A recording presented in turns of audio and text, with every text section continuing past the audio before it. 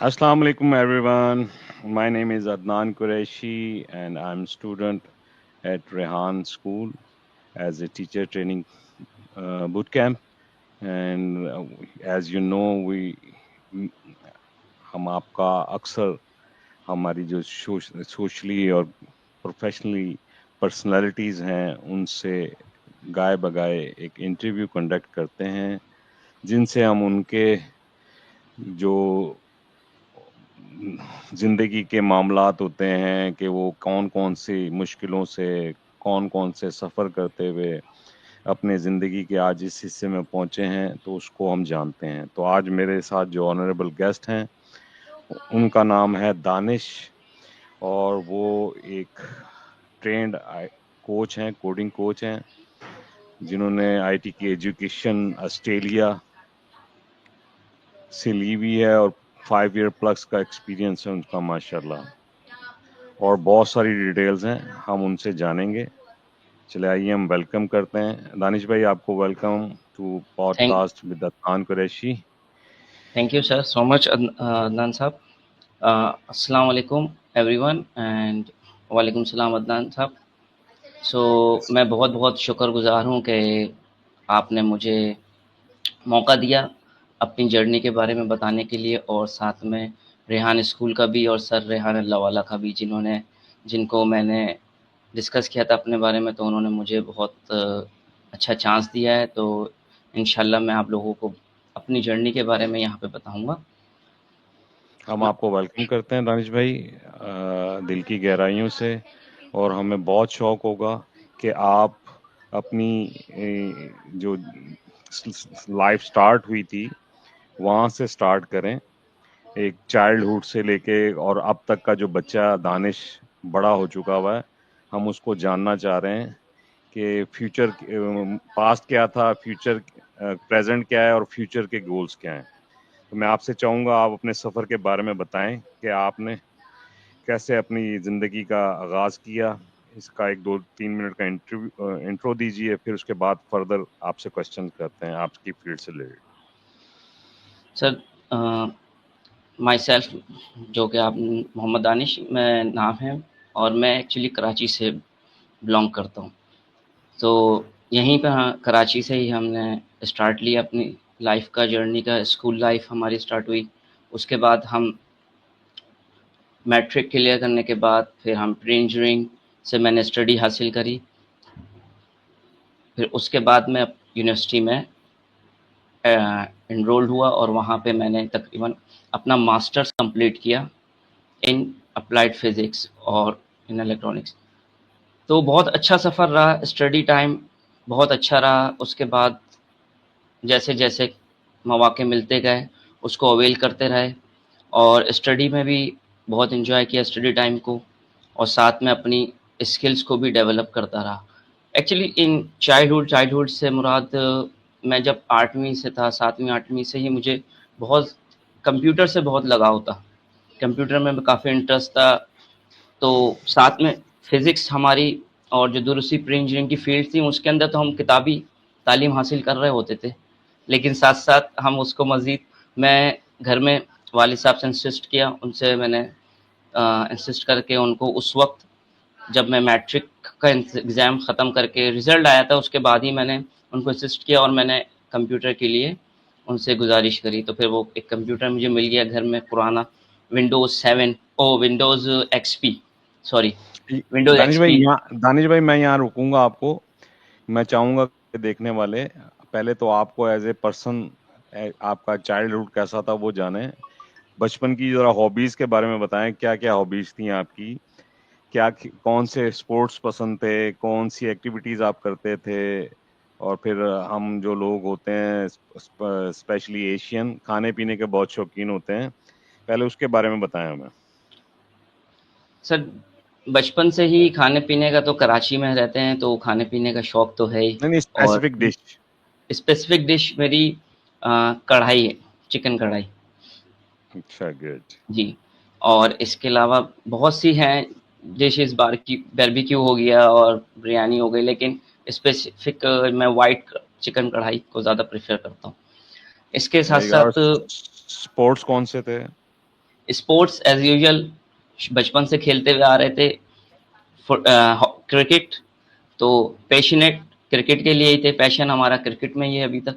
اس کے ویری ساتھ گڈ. ساتھ اسپورٹس ہم نے کھیلی, فٹ بال بھی کھیلا ہے, اور دوسرے گیمز لائک ویڈیو گیمز اس کا بہت شوقین تھا. لیکن وہ ایک فردر ایج جب ہماری آ گئی تھی کہ 9 میٹرک میں, اس کے بعد ویڈیو گیمز کھیل لیتے تھے کمپیوٹر پہ, اور اسنوکر 8 پول گیم, یہ اس میں زیادہ شوق تھا جو ہابیز تھیں. اور اس کے علاوہ اسٹڈی کرنے کی ہابی یہ تھی کہ کچھ چیزوں کو ایکسپلور کرنا تھا ریلیٹڈ آپ ٹو کی ٹیکنالوجی. کوئی نئی چیز آ رہی ہے اس کو ایکسپلور کر لیا. تو یہ ساری میری ایکٹیویٹیز تھیں. اسٹڈی ٹائم اپنا الگ ہوتا تھا, وہ تو کرنا پڑتا تھا. اس میں ہم اللہ کا شکر ہے اسلامک ماحول سے وابستہ ہیں, تو اسلام قرآن پڑھنے جانا, ٹیوشن کی طرف جانا, پھر جو ٹائم ملتا تھا تو اس میں پھر ہم لوگ یہ ایکٹیویٹیز کر لیتے تھے. ماشاء اللہ ماشاء اللہ جی. اب ہم آتے ہیں آپ کی پروفیشنل لائف سے, اس کو ٹچ کرتے ہیں.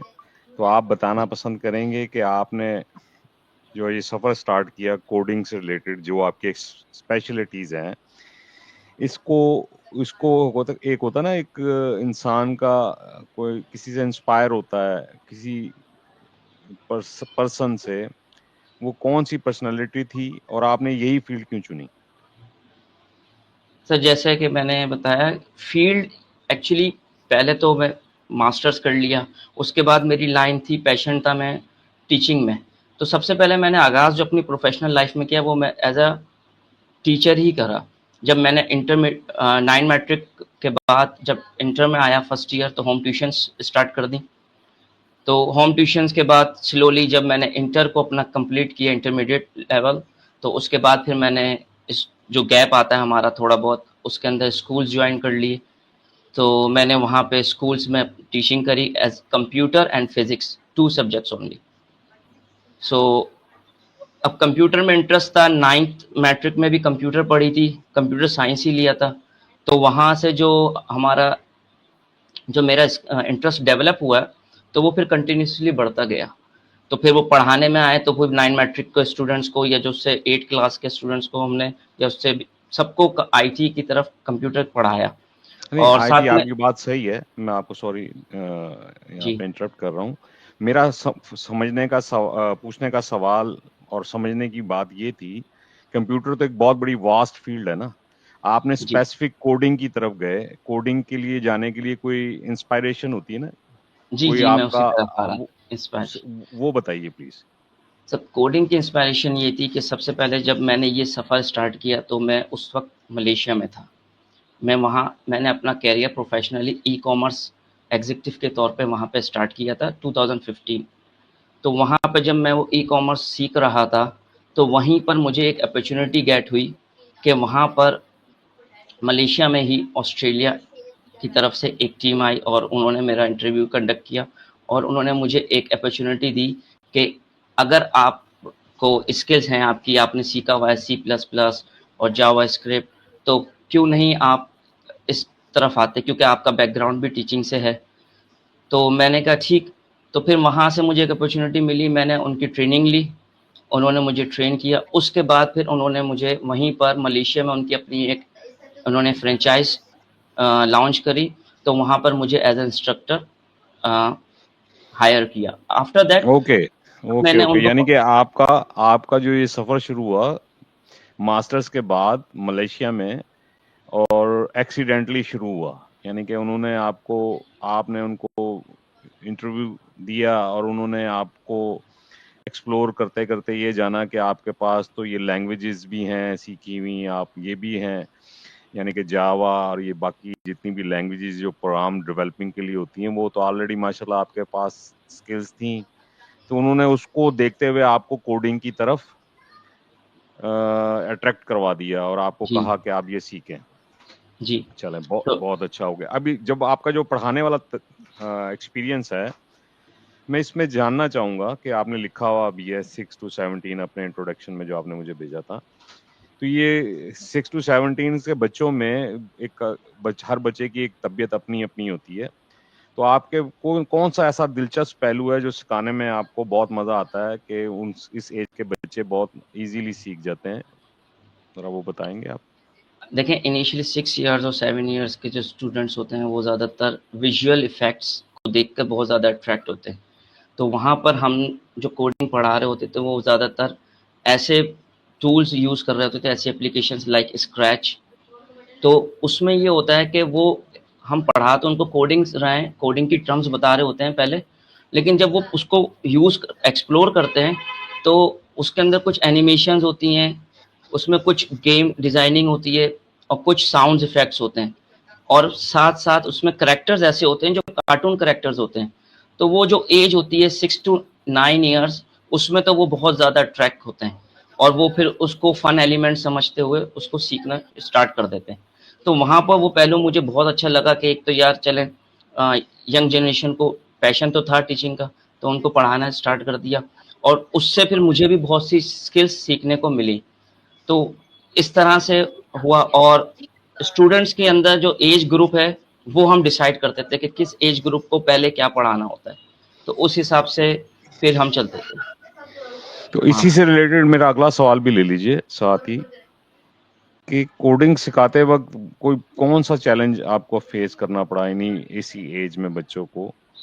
جی وہاں پہ مجھے یہ چیلنج فیس کرنا پڑا کہ they are new, they have a good knowledge in computer, لیکن وہ پرابلم یہ آتی ہے کہ اتنے اسکلسفل نہیں ہوتے اس وقت, تو ان کو ریپیٹیشن آف انسٹرکشن زیادہ دینی پڑتی ہے.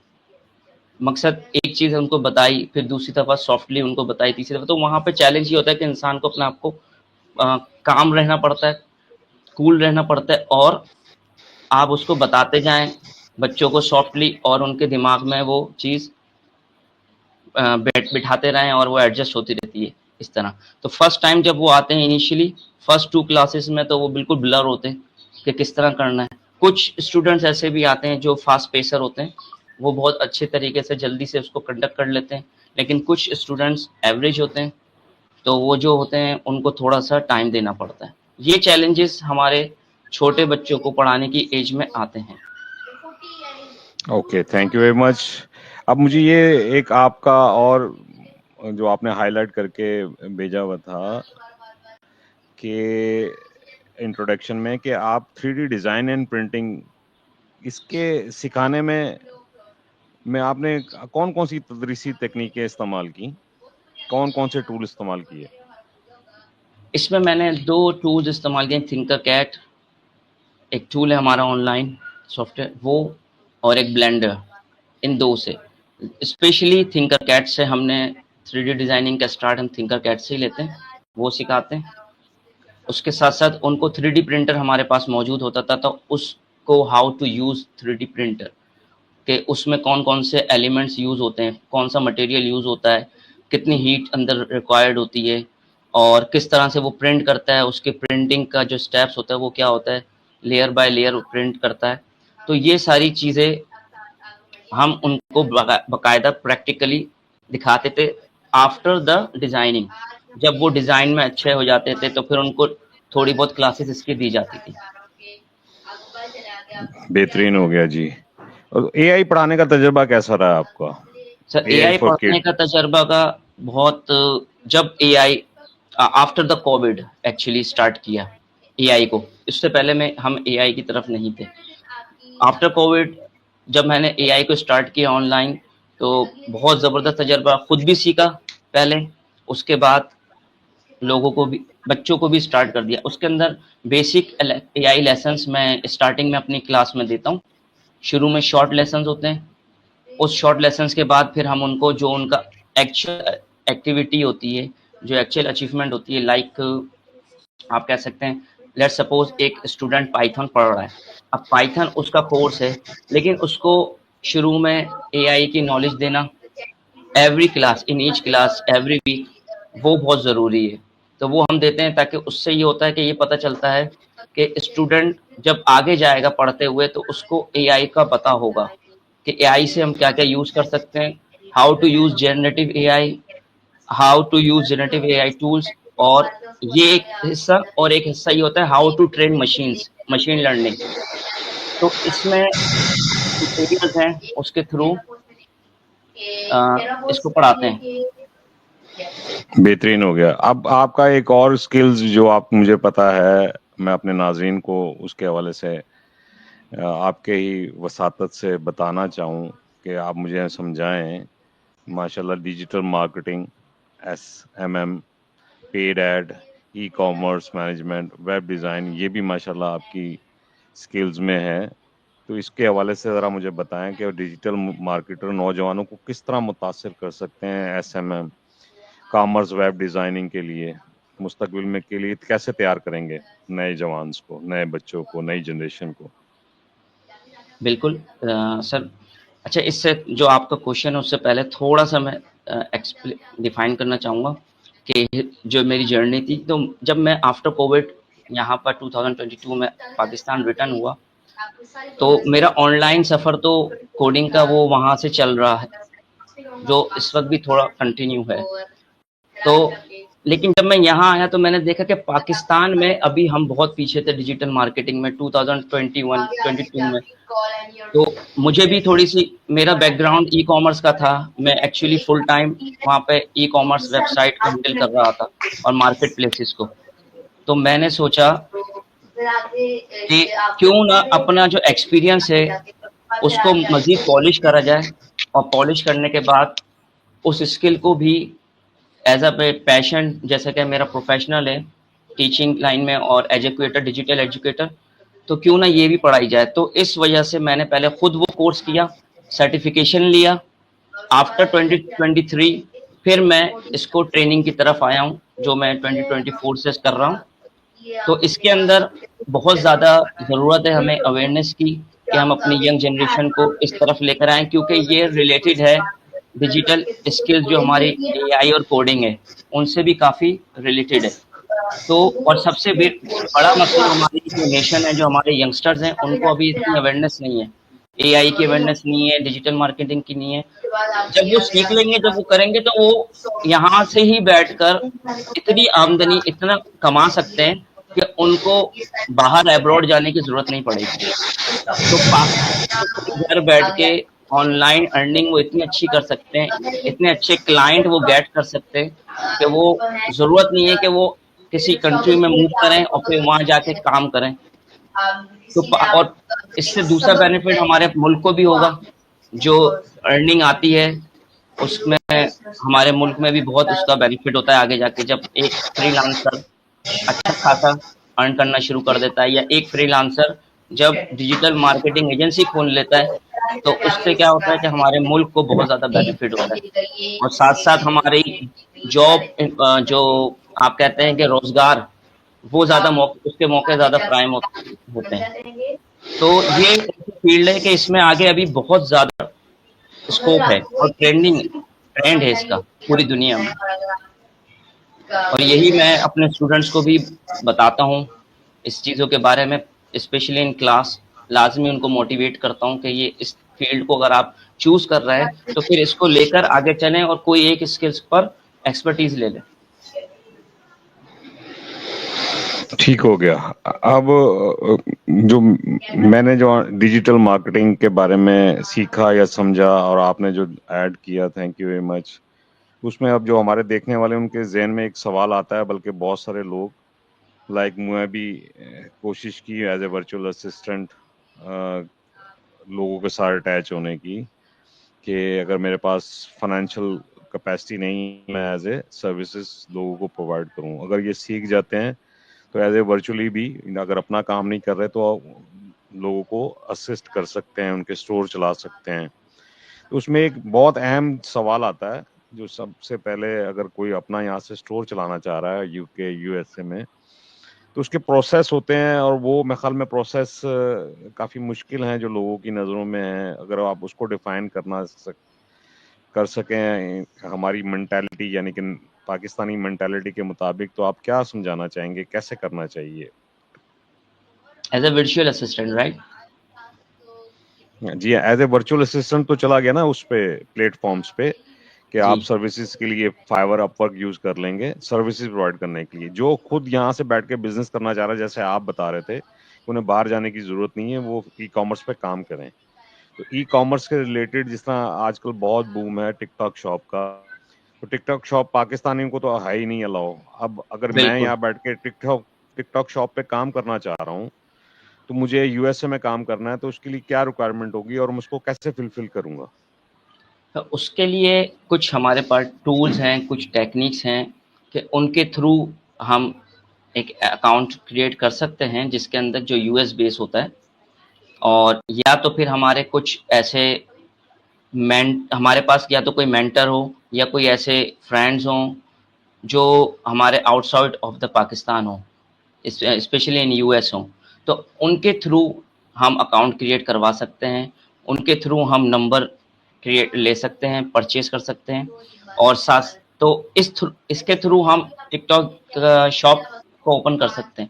ایک تو یہ میتھڈ ہے. دوسرا میتھڈ یہ ہے کہ یہاں سے بھی بیٹھ کے بہت سے ایسے فری لانسرز ہیں جو کریٹ کر لیتے ہیں اکاؤنٹ ٹک ٹاک پر, اور شاپ اس کی اوپن ہو جاتی ہے, لیکن وہ ساری ایک ٹیکنیک ہوتی ہے, ایک میتھڈ ہوتا ہے, اس کے تھرو ہوتا ہے, اور اس کے اندر اسپیشلی ہمیں نیڈ زیادہ تر یو ایس نمبر کی ہوتی ہے.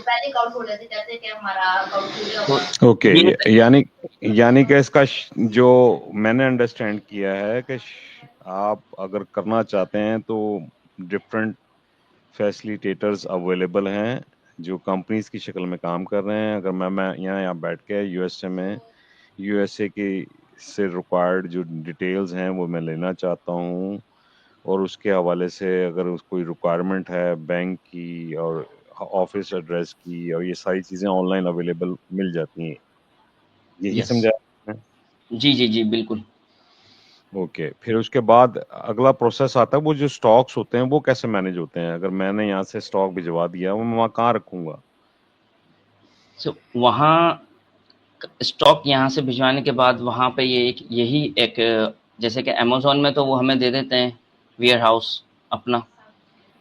اسی طرح ایکچولی آپ جو پروڈکٹ ہنٹ کرتے ہیں وہ ایکچولی مین آپ کی وہ سپلائر ہوتا ہے کہ وہ کہاں پر ہے. اگر وہ یہاں سے بھجوا رہے ہیں تو آٹومیٹکلی آپ کو وہاں کوئی ارینج کرنا پڑے گا, کوئی نہ کوئی ویئر ہاؤس, یا وہاں پہ بھی مختلف کمپنیز ہیں, ان کے ساتھ ایڈجسٹ کر کے تھرڈ پارٹی کمپنیز کے ساتھ آپ وہاں پہ اسٹاک کو اپنا ویئر ہاؤس میں رکھوا سکتے ہیں. لیکن اگر ڈائریکٹلی آپ کام کرنا چاہتے ہیں تو وہ بھی ایک اپرچونٹی ہوتی ہے, اور وہ بھی ایک میتھڈ ہے کہ آپ ڈائریکٹلی, جیسے اگر آپ کسی اور کنٹری سے, لیٹس ایگزامپل چائنا سے, آپ علی بابا سے یا علی ایکسپریس سے کوئی پروڈکٹ ہنٹ کرتے ہیں اور اس کو پھر آگے سیل کرتے ہیں کسی یورپین کنٹری یا ویسٹرن کنٹریز میں, تو وہاں پر آپ اس کو شفٹ کریں, یا پھر شفٹ نہیں بھی کر سکتے تو آپ وہاں سے پرچیز کریں اور ان کے ویئر ہاؤس میں رکھوا دیں. تو علی تو بابا بھی ہمیں ویئر ہاؤس دیتا ہے, علی ایکسپریس یعنی بھی, تو وہاں سے اس کو رکھوا کر جب ہمارے پاس آرڈر آئے گا تو وہیں سے اس کو ڈیلیور کروا دیں. تو وہ اس کے لیے سروس چارجز وغیرہ لیتا ہوگا, لازمی بات ہے اسٹورنگ کے. جی جی سر, تھوڑے سے اسٹورنگ چارجز ہوں گے. تو یہ کیسے, جو میرے جیسا اگر آدمی شروع کرنا چاہے تو مجھے کیسے پتہ لگے گا کہ میں کون سا پروڈکٹ لوں, کیسے, مطلب کہ یہ ویئر ہاؤسنگ کے خرچے اور یہ ٹرانسپورٹیشن کے خرچے, یہ جو امپورٹ کی ڈیوٹیز وغیرہ ہیں, یہ کیسے, مطلب کس طرح مینیج ہوتی ہیں یہ ساری چیزیں, اور مجھے کیسے پتہ لگے گا کہ میں اگر اس پروڈکٹ پہ کام کر رہا ہوں تو 6 مہینے سال بعد میرا یہ پروفیٹیبلٹی ہوگی؟ بالکل, اس کے لیے سر تھوڑی سی ایکسپلور کرنا ہوتا ہے خود سے بھی, اور کوئی اگر آپ کے ساتھ ہے فیسیلیٹیٹر تو وہ آپ کو گائیڈ کر سکتا ہے. اس کے اندر یہی ہے کہ سروس فیس تو ہمیں کانٹیکٹ کر کے یا ان کو ریچ آؤٹ کر کے وہاں سے مل سکتی ہیں تھرڈ پارٹی سے سروس فیس. اوکے. اس کے علاوہ ٹیکس بھی وہاں سے ہمیں پتہ چل جاتے ہیں کہ کیا سروس چارجز ہیں, کیا ٹیکسز ہیں. اگر ہم پاکستان کی بات کرتے ہیں, ان پاکستان بھی بہت سے ہمارے فری لانسرز کر رہے ہیں کام, کہ یہاں کی product just like a clothing, fabric, وہ بہت ہمارا یہاں سے جا رہا ہے, سیل آؤٹ ہو جاتا ہے. تو ہم یہاں پہ جو ہمارے ڈلیوری جو کوریئرز ہوتے ہیں, انٹرنیشنل کوریئرز, ان سے کانٹیکٹ کر کے یا ان کو ریچ آؤٹ کر کے تھرو ای میل, تھرو فون, ہم ان سے بھی چارجز اپنے پتہ کر سکتے ہیں. تو یہ دو طریقے ہوتے ہیں سروسز فائنڈ آؤٹ کرنے کے, سروس فی فائنڈ کرنے کے. اور آپ گوگل پہ جا کے بھی لکھیں تو ان کی ویب سائٹس کے تھرو بھی مل جاتا ہے. کچھ نے مینشن کیا ہوتا ہے, کچھ تھرڈ پارٹیز نے مینشن نہیں کیا ہوتا. تو آپ جو نیا آنے والا ہے اس کو کیا ایڈوائز کرتے ہیں؟ ایک ڈراپ شپنگ بھی ایک اس کا میڈیول ہوتا ہے, وہ کر سکتا ہے؟ بالکل بالکل, ڈراپ شپنگ بھی کر سکتے ہیں ماڈیول. ای کامرس میں اپنا اسٹور بنا کے آپ وہاں یہاں سے آپ سیل آؤٹ کر سکتے ہیں. تو یہ انسان کے ایک مائنڈ سیٹ پہ ہے کہ وہ کیا کرنا چاہتا ہے. اس نے پروڈکٹ کون سی سلیکٹ کرنی ہے, اس پروڈکٹ کی گروتھ کتنی ہے, وہ سیل اس کا ٹرینڈ ہے یا نہیں ہے, وہ سیزنس پروڈکٹ ہے یا پھر وہ جسٹ نارمل پروڈکٹ ہے جو اوور آل یوز ہوتی ہے, اور اس کا ڈوریشن آف یوز کتنا ہے. تو یہ ساری چیزیں ہماری پروڈکٹس ہنٹنگ میں آتی ہیں کہ بھائی ہمیں کس طرح سے اس کو پروڈکٹ کو ڈھونڈنا ہے. پہلے جب وہ تو پروڈکٹ ہمیں مل جاتی ہے تو پھر وہ سیل پہ چلی جاتی ہے. ٹھیک ہو گیا. ہمارے جاننے والوں کے لیے ہنٹنگ آپ نے اتنی دفعہ کہہ دیا, اس کا مطلب ہے مین جو اس کا کرکس ہے وہ ہنٹنگ ہے. جی, چاہے آپ فائنڈ آؤٹ دا مین اپنا برانڈ پروڈکٹ. لانچ کریں, چاہے آپ ڈراپ شپنگ کریں, آپ کے لیے ہنٹنگ مین آپ کہہ لیں اس کا کی رول ادا کرتی ہے. تم ہنٹنگ کے لیے کون سے ٹول یوز کرتے ہیں؟ ہنٹنگ کے لیے ڈفرینٹ ٹائپس کے ٹولز ہیں. لائک جیسے امیزون کے اندر آپ کا ہیلیم ہے جو سب سے بیسٹ ہے, ہیلیم 10. اور اس کے علاوہ جو مختلف آپ کی جو ریسورسز ویب سائٹس ہیں وہاں سے, جیسے شاپی پہ, وہاں پہ ایک اور جیسے ملیشیا میں ایک شاپی ویب ہے, اور لزادہ ای کامرس کی مارکیٹ پلیسز ہیں. تو ان پر فائنڈ آؤٹ کرنے کا ٹول وہ الگ ہے, وہ ہے کیپا, اور ایک اور ہے کیپ اوے کے نام سے, تو وہ ہم یوز کرتے ہیں. اوکے, اب مجھے یہاں پہ ایک اور کنفیوژن ہے جو میرے ساتھ ساتھ اور دوسروں کو بھی ہوگی. آپ نے ابھی نام لیا امیزون کا اور ایک نام لیا شاپیفائی کا, تو ذرا یہ انڈرسٹینڈ کروائیں جو نہیں جانتے اس کا ڈفرنس. آپ ان کو آسان لفظوں میں ڈسکرائب کر سکیں تو بتا دیں مجھے وہ کیا فرق ہے ان دونوں میں. سر بہت امپورٹنٹ سوال, اور بہت اچھا آپ نے سوال کیا ہے سر, کیونکہ یہ سوال میرے پاس پہلے آ چکے ہیں اپنے اسٹوڈنٹس کی طرف سے بھی, اور یہ ہر بندہ جاننا چاہتا ہے کہ ایک شاپیفائی اسٹور اور امیزون, ان دونوں میں کیا فرق ہے. امیزون اسٹور میں ایکچولی امیزون جو ہے وہ ایک مارکیٹ پلیس ہے. اس میں اور سارے کور کر لیے گا, جتنی مارکیٹ پلیسز ہیں وہ سب کور کر لیجیے گا تاکہ سب کو کلیئر ہو جائے. جی, امیزون ہو, آپ کا دوسرا ای بے ہو, اٹسی ہو, یا دراز ہو, یا پھر آپ کہہ سکتے ہیں پاکستان میں بھی بہت ساری ہو گئی ہیں, ٹیمو ہو, علی بابا ہو. تو یہ ساری جو مارکیٹ پلیسز ہیں, ایکچولی مارکیٹ پلیسز کی ایگزامپل میں اس طرح دوں گا ریئل لائف میں, جیسے کہ ایک ہمارے پاس فزیکلی ایک مال ہے, ایک شاپنگ مال ہے. تو اس شاپنگ مال میں کیا ہوتا ہے, اس شاپنگ مال کے اندر جب ہم جاتے ہیں تو وہاں پر ہم کیا دیکھ رہے ہوتے ہیں, بہت ساری شاپس ہوتی ہیں, اور ہر ڈفرینٹ ٹائپس آف کیٹیگری کی شاپس ہوتی ہیں. کلوتھنگ تو فیشن تو کاسمیٹکس اور شوز اور اینی تھنگ, ٹیکنالوجی کی بھی ہوتی ہیں. تو یہ ایک تمام شاپس جب ایک جگہ مرج ہو کے اوپن ہوئی ہیں تو اس کو ہم کہتے ہیں کہ یہ ایک مارکیٹ ہے. تو سیم ہماری آن لائن میں بھی یہی ہوتا ہے کہ جو ایک مارکیٹ ہوتی ہے وہ مارکیٹ پلیس کہلاتی ہے. اس مارکیٹ پلیس میں جب آپ انٹر ہوتے ہیں, اس کو کھولتے ہیں انٹرنیٹ پر, تو اس کے اندر آپ کو تمام پروڈکٹس ملتی ہیں, اے ٹو زیڈ پروڈکٹس ہوتی ہیں. تو یہ مارکیٹ پلیس کہلاتی ہے. جبکہ شاپیفائی اسٹور ایک ایسا اسٹور ہوتا ہے جو ہم خود اپنے برانڈ کے لیے بناتے ہیں, جو آپ کی پرسنل پروڈکٹ کا اسٹور ہوتا ہے, اور وہاں پر صرف آپ کی ہی شاپ ہوگی, وہاں پر اور کوئی شاپ نہیں ہوگی. Just like you can say آپ ایک ایسی جگہ بیٹھے ہیں جہاں پہ آپ لیپ ٹاپ سیل کر رہے ہیں, لیکن وہاں پہ ارد گرد اس جگہ پر صرف آپ کی ہی لیپ ٹاپ کی شاپ ہے, اور وہاں پہ کوئی شاپ نہیں ہے اسی پروڈکٹ کی.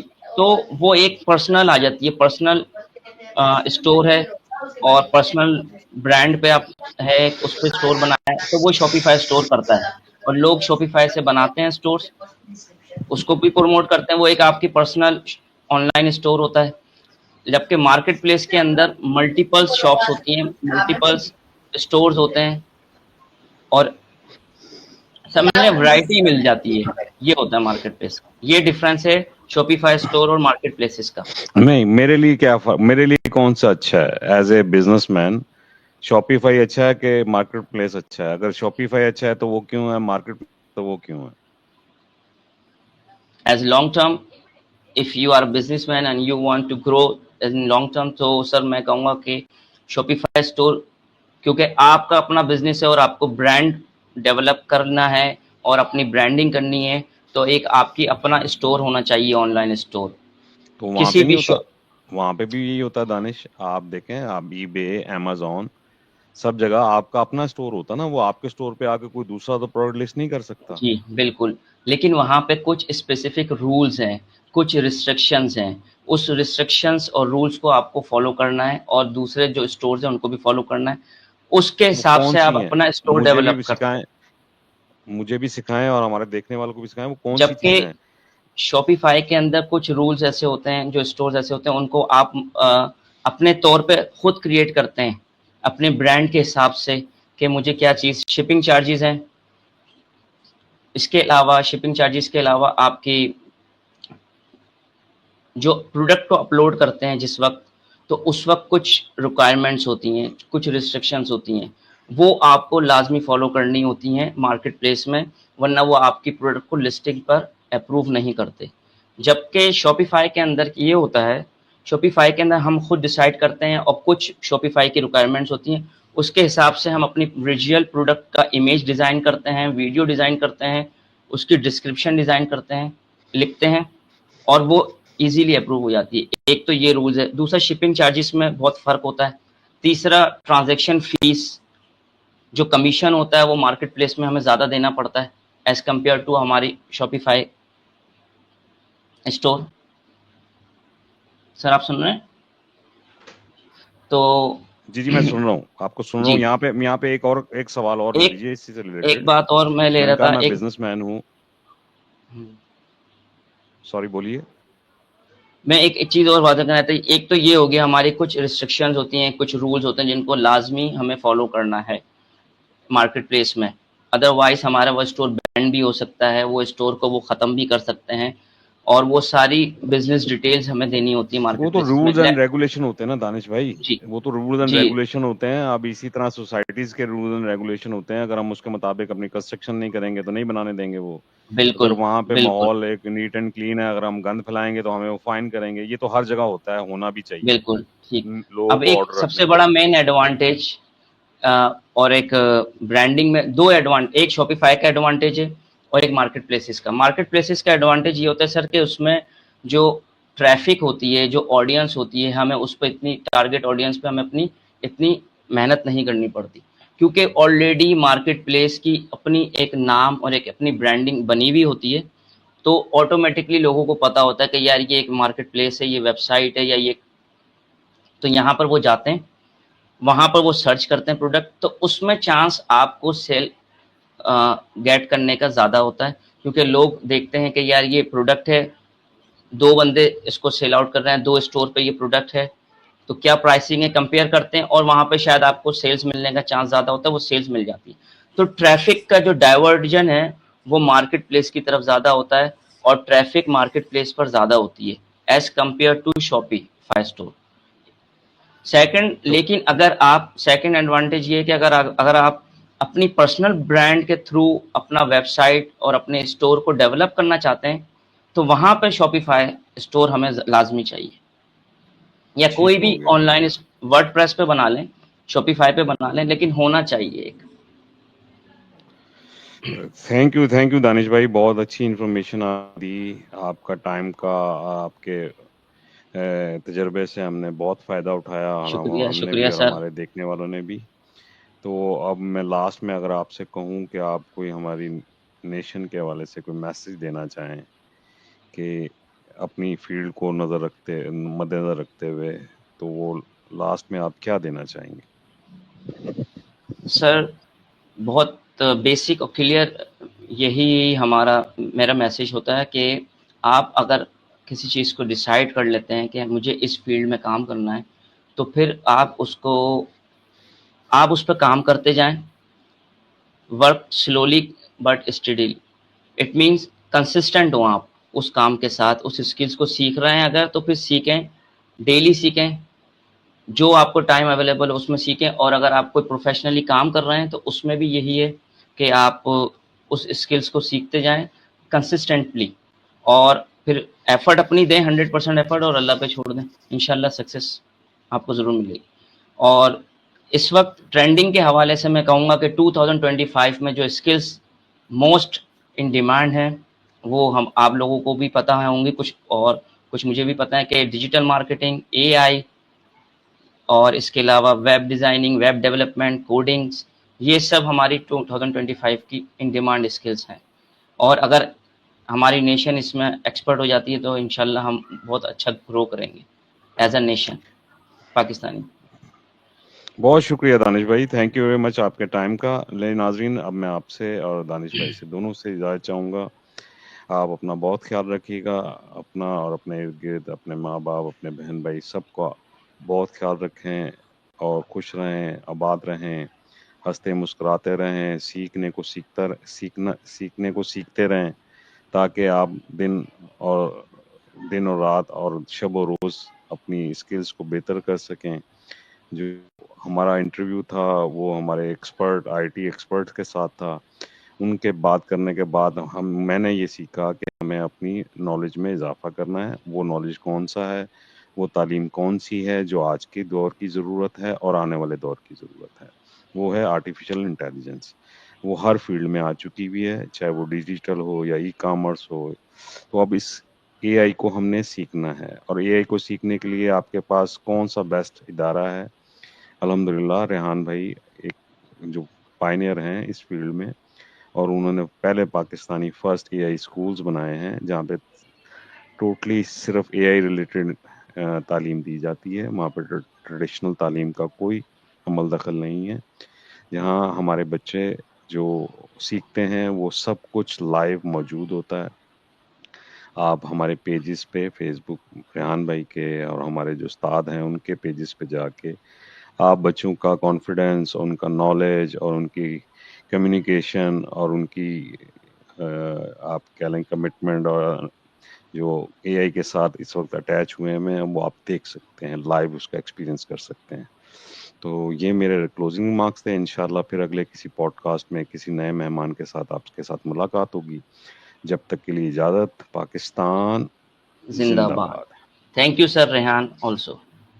Thank you very much, thank you very much. میری طرف سے بھی اور ریحان بھائی کی طرف سے بھی بہت شکریہ. اوکے.